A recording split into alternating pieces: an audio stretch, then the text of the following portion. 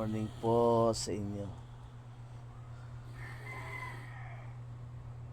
Dito po kami ng apo ko. Tulog pa, naghihilig.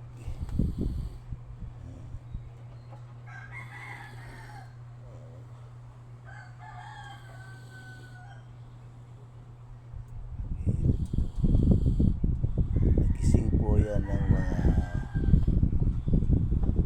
alas 2 ng madaling araw. Tapos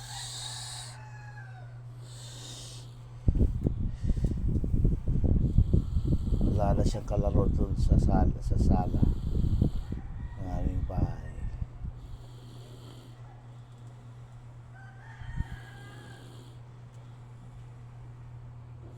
Lumipat dito sa kwarto ko.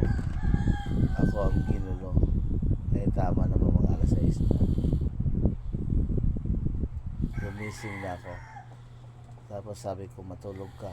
Wala ka pang tulog. Umiiyak po, gustong lumabas kasi umaga na.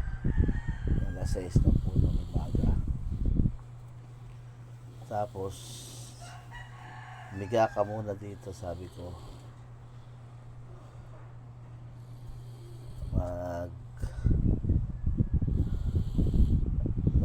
Magpapakain pa ako ng manok ko.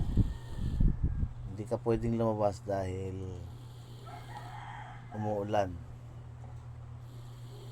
Gusto ko lumabas.